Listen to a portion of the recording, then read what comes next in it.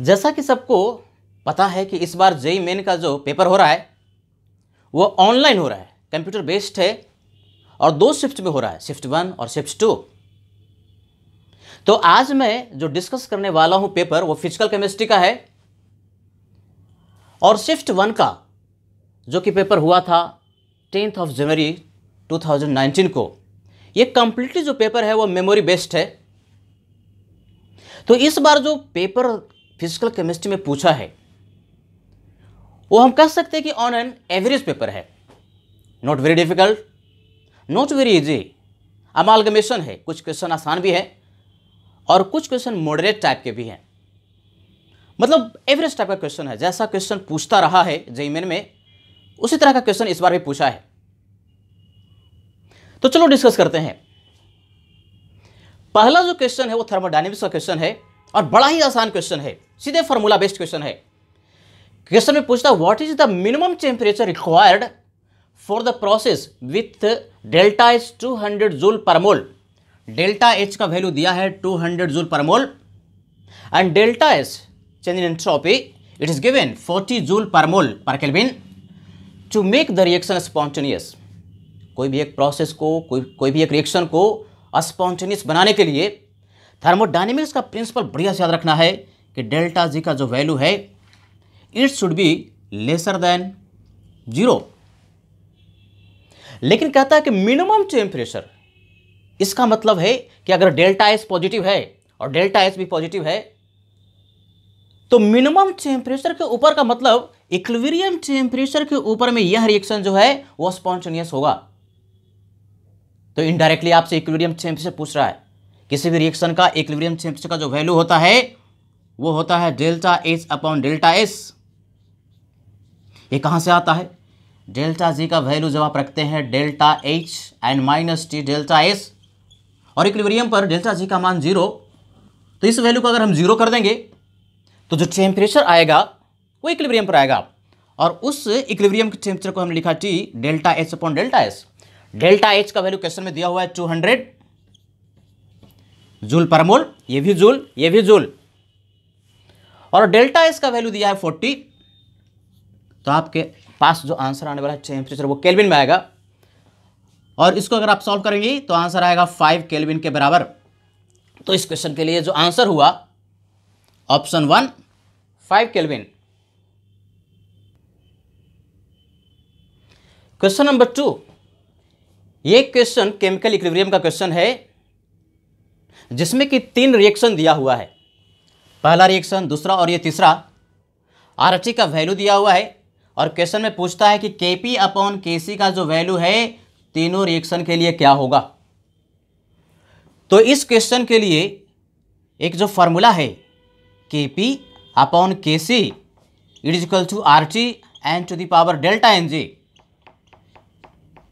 तो इस फॉर्मूले से हम इस क्वेश्चन को सॉल्व कर सकते हैं।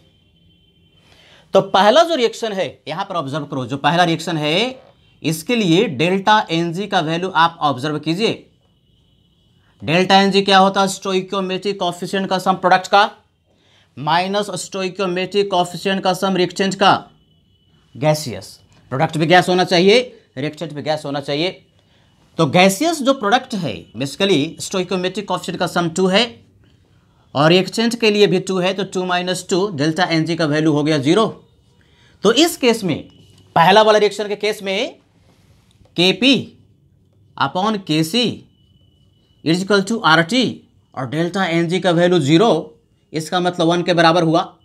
तो केपी अपॉन केसी का वैल्यू 1, पहले रिएक्शन के लिए केपी अपॉन केसी का वैल्यू 1 हुआ।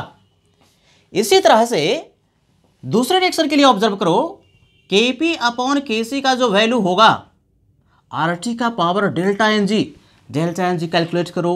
इधर में स्टोइकियोमेट्रिक जो कोएफिशिएंट 2 है और इधर में 1, तो 2 - 1 डेल्टा एनजी का वैल्यू 1 है, तो आरटी का पावर 1 और आरटी का वैल्यू क्वेश्चन में दिया हुआ है 24.3। तो केपी अपॉन केसी का जो वैल्यू हुआ वो 24/3 के बराबर हुआ दूसरे रिएक्शन के लिए। इसी तरह से तीसरे रिएक्शन के लिए अगर हम लिखना चाहें केपी अपॉन केसी का वैल्यू, तो इसको लिख सकते हैं RT का पावर डेल्टा NG, और डेल्टा NG क्या होता है? स्टोइकोमेट्रिक कोएफिशिएंट का सम गैसियस प्रोडक्ट का 2 है, और ये 3 और 1 4, तो 2 - 4 इट इज इक्वल टू -2, तो RT का पावर हो जाएगा -2, और RT का वैल्यू किस समय दिया है? 24.3, तो 24.3 का पावर -2, तो पहले रिएक्शन के लिए 1 हुआ, दूसरे रिएक्शन के लिए वैल्यू हुआ 24.3, और तीसरे रिएक्शन के लिए Kp/Kc का जो वैल्यू आ रहा है वो आ रहा है 24.3 का पावर -2। तो ये किस ऑप्शन में है? Option number 1। तो करेक्ट आंसर हुआ इस क्वेश्चन के लिए ऑप्शन नंबर 1। क्वेश्चन नंबर 3, ये क्वेश्चन केमिकल काइनेटिक्स का क्वेश्चन है, आर्हेनियस इक्वेशन पर। आर्हेनियस इक्वेशन के करस्पॉन्डिंग ग्राफ दिया हुआ है, और उसके लिए टेम्परेचर रेंज भी मेंशन कर रखा है, 0 degree Celsius to 300 degree Celsius. Observe करो, 0 डिग्री सेल्सियस, 0 केल्विन नहीं, 0 डिग्री सेल्सियस, इसका मतलब 273 केल्विन से टेम्परेचर रेंज शुरू होता है। तो कहता है कि इस रेंज में कौन सा ग्राफ सही है, जहां पर कि जो K है रेट कांस्टेंट है, ये एक्टिवेशन एनर्जी है, और T टेम्परेचर है, but temperature is in degree Celsius. तो ऑब्जर्व करो कि जो फार्मूला होता है K का, वो आर्हेनियस इक्वेशन होता है Ae⁻ EA/RT। एक्टिवेशन एनर्जी की यदि हम बात करते हैं, तो एक्टिवेशन एनर्जी यदि ज्यादा होगा तो K का जो वैल्यू है एक्सपोनेंशियली डिक्रीज करेगा, तो एक्सपोनेंशियली डिक्रीजिंग फंक्शन होगा। K versus activation energy will be exponentially decreasing function. तो पहला वाला ग्राफ सही है। दूसरे ग्राफ की अगर हम बात करते हैं K वर्सेस टेम्परेचर का, तो टेम्परेचर अगर ऑब्जर्व करो कि अगर हम K को लिखते हैं इस तरह से A एंड E का पावर EA/RT, तो 0 डिग्री सेल्सियस पर इसका कुछ ना कुछ वैल्यू होगा, K का एक पॉजिटिव वैल्यू होगा। 0 डिग्री सेल्सियस का मतलब यहां पर जो टेम्परेचर आप पुट करते हैं वो केल्विन में होता है, यानी 273 केल्विन पर K का कुछ वैल्यू होगा, यानी जो ग्राफ है उसका कुछ इंटरसेप्ट होगा। तो कुछ इंटरसेप्ट यहां पर दिया है, पॉजिटिव वैल्यू होगा K का।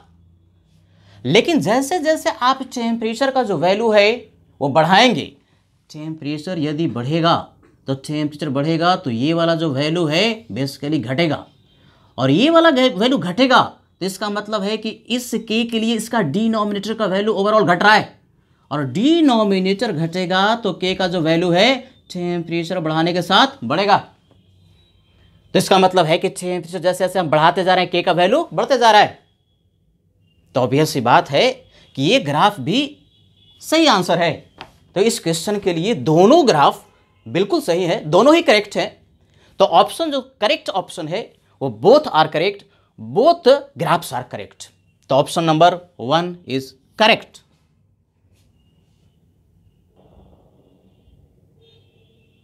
ये क्वेश्चन सॉलिड स्टेट का है, और सॉलिड स्टेट का क्वेश्चन जो है वो ब्रेवाइस लैटिसेस से है, 7 टाइप्स के क्रिस्टल सिस्टम से है। मैं क्लास में हमेशा कहते रहता हूं कि 7 टाइप के क्रिस्टल सिस्टम्स और उनके ब्रेवाइस लैटिसेस बिल्कुल सेल डायमेंशन के साथ बढ़िया से याद कर लेना है।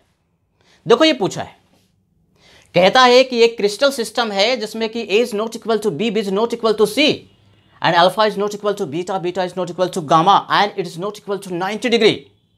मतलब कुछ भी बराबर नहीं है इसमें। This is most unsymmetrical crystal system, और मोस्ट अनसिमेट्रिकल क्रिस्टल सिस्टम जो होता है वो ट्राइक्लिनिक है। इसको मैं क्लास में बार बार 1000 बार बताता हूं। Triclinic is most unsymmetrical system, जिसमें कुछ भी बराबर नहीं है। और क्यूबिक जो क्रिस्टल है उसमें पूरा का पूरा सिमेट्री है, A is equal to B equal to C, alpha equal to beta equal to gamma equal to 90 degree. उसका जस्ट अपोजिट कुछ भी बराबर नहीं है। तो सिस्टम जो है वो है ट्राइक्लिनिक। तो इसका जो ऑप्शन है फैक्चुअल बेस्ड है, फैक्ट पर आधारित है, इसको बढ़िया से याद कर लेना है। तो इसके लिए सही आंसर है triclinic, option number 1।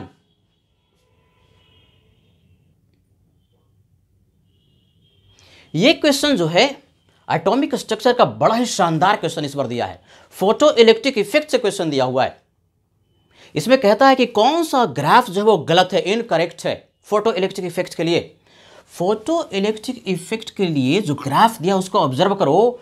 Kinetic energy वो जो फोटो इलेक्ट्रॉन का होगा मैक्सिमम वर्सेस एनर्जी का graph, kinetic energy versus intensity of light का graph, kinetic energy versus frequency का ग्राफ, और नंबर ऑफ फोटो इलेक्ट्रॉन जो निकलेगा वर्सेस फ्रीक्वेंसी का ग्राफ। यानी basically number of electron denote करता है फोटो करेंट को। तो देखो यार, इसमें दो कॉन्सेप्ट है, बढ़िया से याद कर लेना कि ये जो के मैक्सिमम का वैल्यू है ना गिवन लाइट के लिए, वो सिर्फ फ्रीक्वेंसी पर डिपेंड करता है, उसके इंटेंसिटी ऑफ लाइट पर डिपेंड नहीं करता। लेकिन फोटो करेंट जो है, जो नंबर ऑफ फोटो इलेक्ट्रॉन्स निकलेगा, वो डिपेंड करता है इंटेंसिटी ऑफ लाइट पर। जितना फोटोन्स गिरेगा उतना इलेक्ट्रॉन निकलेगा और फोटो करेंट उतना ज़्यादा होगा। तो उसके आधार पर हम लोग इस क्वेश्चन को सॉल्व कर सकते हैं। एक तो फार्मूला है फोटो इलेक्ट्रिक इफेक्ट वाला, बढ़िया सूत्र याद कर लेना है। के मैक्सिमम का जो फार्मूला होता है वो होता है H if and minus W। किसी भी एक मेटल के लिए वर्क फंक्शन का वैल्यू एक कांस्टेंट क्वांटिटी है। तो ये जो काइनेटिक एनर्जी है सिर्फ एक फैक्टर पर डिपेंड कर रहा है और वो फैक्टर है फ्रीक्वेंसी। और कैसा लाइन होगा? स्ट्रेट लाइन होगा और उसका स्लोप h होगा, और इंटरसेप्ट जो होगा k और f के बीच में अगर इंटरसेप्ट की बात करें तो माइनस W के बराबर नेगेटिव होगा। मतलब मिनिमम फ्रीक्वेंसी जहां पर कि इलेक्ट्रॉन फोटो इलेक्ट्रॉन निकलता है उसको हम लोग कहते हैं थ्रेशोल्ड फ्रीक्वेंसी। उससे अगर फ्रीक्वेंसी कम है तो फोटो इलेक्ट्रॉन नहीं निकलेगा। यानी जीरो फ्रीक्वेंसी पर तो फोटो इलेक्ट्रॉन निकलता ही नहीं, काइनेटिक एनर्जी कहां से होगा? तो ये तो बिल्कुल ही गलत है। देखते के साथ बता सकते हैं कि जो ऑप्शन है काइनेटिक एनर्जी वर्सेस फ्रीक्वेंसी का जो ग्राफ होगा इस तरह का नहीं होगा, बल्कि इसका जो ग्राफ होगा वो इस तरह के। और ये जो है फ्रीक्वेंसी कहा जाता है F0, थ्रेशोल्ड फ्रीक्वेंसी, जहां पर कि जस्ट फोटो इलेक्ट्रॉन निकलता है। और इसका अगर इंटरसेप्ट की बात करेंगे तो निगेटिव होगा और माइनस W के बराबर होगा। तो ये ग्राफ तो देखते के साथ बता सकते हैं गलत है। बाकी भी ग्राफ को ऑब्जर्व कर सकते हैं। एक मिनिमम एनर्जी उस फोटोन का होना चाहिए जहां पर कि फोटो इलेक्ट्रॉन निकलता है, जस्ट निकलता है, और जस्ट निकल कर अगर वहीं पर रुक गया तो काइनेटिक एनर्जी का वैल्यू जीरो है। जैसे जैसे एनर्जी हम बढ़ाएंगे फोटोन का वैसे वैसे काइनेटिक एनर्जी भी बढ़ेगा। तो ये ग्राफ सही है। ये ग्राफ फ्रीक्वेंसी पर नंबर ऑफ इलेक्ट्रॉन डिपेंड नहीं करेगा। Number of electron photo electron जो इजेक्ट होगा वो डिपेंड करता है इंटेंसिटी ऑफ लाइट पर।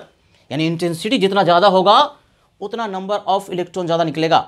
तो यही देखो, गिवन फ्रीक्वेंसी जो कि थ्रेशोल्ड फ्रीक्वेंसी है और वहां पर अगर इलेक्ट्रॉन निकल गया तो उसके बाद फ्रीक्वेंसी आप कितना भी बढ़ा दें, नंबर ऑफ इजेक्टेड प्रोटॉन्स की संख्या जो है बढ़ेगी नहीं। इसका मतलब ये क्या होगा? कांस्टेंट होगा। तो ये ग्राफ भी सही है, करेक्ट है। काइनेटिक एनर्जी इंटेंसिटी को बढ़ाने पर नहीं बल्कि फ्रीक्वेंसी को बढ़ाने पर बढ़ेगा। इंटेंसिटी बढ़ाने पर काइनेटिक एनर्जी नहीं बल्कि नंबर ऑफ फोटो इलेक्ट्रॉन जो इजेक्ट होगा वो ज़्यादा होगा, फोटो करंट बढ़ेगा।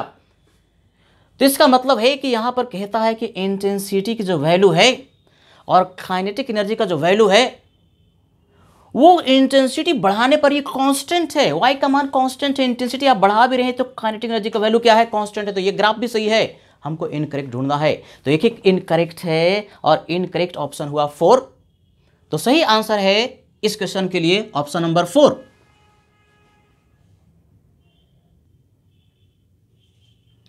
ये क्वेश्चन स्टोइकियोमेट्री का क्वेश्चन है और जिसमें आयोनिक इक्विलिब्रियम का फंडामेंटल भी इंट्रोड्यूस किया है। Ksp का वैल्यू कैल्शियम हाइड्रोक्साइड के लिए दिया हुआ है। क्वेश्चन में कहता है कि 100 मिलीमोल ऑफ कैल्शियम हाइड्रोक्साइड में 2 ग्राम Na2SO4 का ऐड किया गया और फाइनल जो वॉल्यूम है सॉल्यूशन का बना दिया गया 100 ml। Then calculate the concentration of OH minus and the mass of CSO4 formed. तो पहले जो रिएक्शन उसको आप लिखिए, कैल्शियम हाइड्रोक्साइड CaOH2 है, ये रिएक्शन करेगा Na2SO4 के साथ और Na2SO4 के साथ रिएक्शन जब करेगा तो CaSO4 बनाएगा कैल्शियम सल्फेट और NaOH बनाएगा। रिएक्शन हमने बैलेंस कर दिया। अब मिलीमोल कैल्शियम हाइड्रोक्साइड का दिया हुआ है 100 मिलीमोल, तो ये 100 मिलीमोल है। Na2SO4 का मास दिया हुआ है तो इसका भी मिलीमोल कैलकुलेट कर लेते हैं कि कितना मिलीमोल इसका सॉल्यूशन में प्रेजेंट है। Na2SO4 का 2 ग्राम दिया हुआ है और इसका मिलीमोल कैलकुलेट करने के लिए पहले तो मिलीग्राम लिख लो, इसका 10⁻³ से मल्टीप्लाई कर दो तो मिलीग्राम हो गया। और इसका मोलर मास Na2SO4 का हम निकाल सकते हैं 23 है, 23 multiplied by 2 that is 46 plus 32 and plus 64। तो मोलर मास Na2SO4 का जो आएगा वो 142 आएगा। तो 142 से आपने डिवाइड कर दिया, यानी अप्रोक्सीमेटली Na2SO4 का जो नंबर ऑफ मिलीमोल आएगा वो आएगा 14 मिलीमोल। तो इसमें देखो कि Lr कौन है, लिमिटिंग रिएजेंट कौन है। तो obvious सी बात है कि Na2SO4 का अमाउंट जो है इसके रिस्पेक्ट में कम है। तो Na2SO4 लिमिटिंग रिएजेंट हुआ, Lr हुआ, तो ये पूरा रिएक्ट कर जाएगा। पूरा रिएक्ट करेगा तो प्रोडक्ट के बारे में इंफॉर्मेशन भी यहीं से मिलेगा। कैल्शियम सल्फेट के बारे में कितना अमाउंट मिलेगा ये Na2SO4 ही डिसाइड करेगा। तो 1 मिलीमोल देगा तो 14 मिलीमोल्स ये SO4 का 14 मिलीमोल प्रोड्यूस करेगा, यानी फाइनल सोल्यूशन में कैल्शियम सल्फेट का 14 मिलीमोल आया। अब इसका मास कैलकुलेट करना है भाई, कैसे करेंगे। तो 14 मिली का मतलब 10⁻³ इतना मोल हुआ। मास कैलकुलेट करने के लिए कैसे कैलकुलेट करते हो, जो मोल होता है उसके मोलर मास में मल्टीप्लाई करते हैं। तो कैल्शियम सल्फेट का अगर मोलर मास आप कैलकुलेट करेंगे तो 136 आएगा, कैल्शियम का 40, सल्फर 32 एंड 64 ऐड करोगे तो आएगा 136। तो 136 से इसको मल्टीप्लाई कर दो तो मास जो निकल करके आएगा वो आ जाएगा 1.9 ग्राम। 1.9 ग्राम यानी कैल्शियम सल्फेट का मास जो प्रोड्यूस होगा 1.9 ग्राम के बराबर होगा। सोडियम हाइड्रोक्साइड का जो मिलीमोल प्रोड्यूस होगा यही डिसाइड करेगा। तो 1 मोल देगा 2 मोल, तो 14 मोल 28 मिलीमोल प्रोड्यूस करेगा NaOH का। और ये जो NaOH है वह स्ट्रॉन्ग बेस है, वो 100% डिसोसिएट कर जाएगा। मतलब जितनी नंबर ऑफ मोल NaOH का होगा उतना ही मोल OH का होगा, यानी जितना मिलीमोल NaOH का है उतना ही मिलीमोल OH का भी होगा। तो OH माइनस का कॉन्सेंट्रेशन हम कैलकुलेट कर सकते हैं। और ये जो कैल्शियम हाइड्रोक्साइड बच गया इसका केस भी इतना कम है कि इसके प्रेजेंस में इस OH माइनस के रिस्पेक्ट में कॉमन आयन इफेक्ट के चलते कैल्शियम हाइड्रोक्साइड से जो OH माइनस है वो लगभग ना के बराबर आएगा, निग्लिजिबली स्मॉल आएगा। Common ion effect OH minus strong base के चलते वो जो आएगा उसका अमाउंट बहुत ज़्यादा है। और कैल्शियम हाइड्रोक्साइड का जो घोल करके OH माइनस में टूटेगा वो निग्लिजिबली स्मॉल होगा। दो रीजन, KSP का वैल्यू बहुत कम है, इसकी ऐसे ही सॉलिबिलिटी बहुत कम है, और कॉमन आयन इफेक्ट के चलते यहाँ से OH माइनस लगभग ना के बराबर आएगा। यानी जो भी आएगा OH माइनस इस स्ट्रॉन्ग बेस से आएगा। और इस OH माइनस का कॉन्सेंट्रेशन हम कैलकुलेट कर सकते हैं, 28 मिलीमोल है। तो 28 मिलीमोल यहाँ पर हमने रखा, और जो वॉल्यूम है फाइनल सॉल्यूशन का वो क्वेश्चन में दे दिया 100 ml। तो मिली कैंसिल, मोल पर लीटर, यानी कि इसका OH माइनस का मोलरिटी आपके पास निकल करके आ गया 0.28 मोलर। तो OH माइनस का कॉन्सेंट्रेशन 0.28 मोलर, और जो मास है कैल्शियम सल्फेट का 1.9 ग्राम। तो सही ऑप्शन जो हुआ वो ऑप्शन हो गया 4।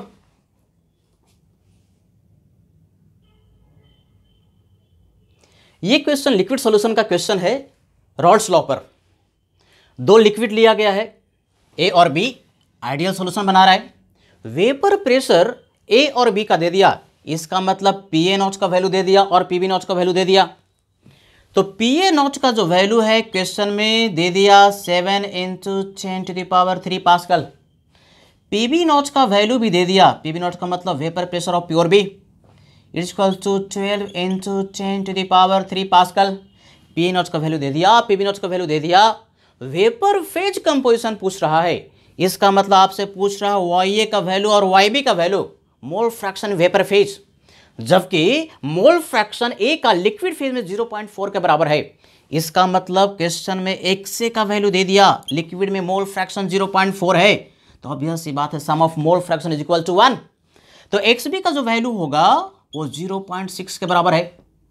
तो YA का जो वैल्यू होता है इसके लिए एक फार्मूला है PA/PT, और PA का value PA0XA and divide by PT का मतलब हुआ PA0XA एंड प्लस PB0XB। सीधे सीधे इस फॉर्मूले में यदि आप पुट करेंगे, PA0 का वैल्यू दिया हुआ है, PA0 का वैल्यू 7 × 10⁻³ XA का वैल्यू 0.4 वैल्यू पुट कर दिया, and divide by PA0XA that is equal to 7 into 10 to the power 3 multiplied by 0.4 and plus PB naught. PB naught is given 12 into 10 to the power 3. 12 into 10 to the power 3 and multiplied by XB that is equal to 0.6. तो इसको यदि आप calculate करेंगे तो YA का जो value है निकल करके आ जाता है 0.28. तो ऑब्वियस ही बात है sum of mole fraction is equal to 1. तो YB का जो वैल्यू होगा 1 minus YA that is equal to 0.72 के बराबर होगा. तो सही ऑप्शन इस क्वेश्चन के लिए हुआ ऑप्शन नंबर 1.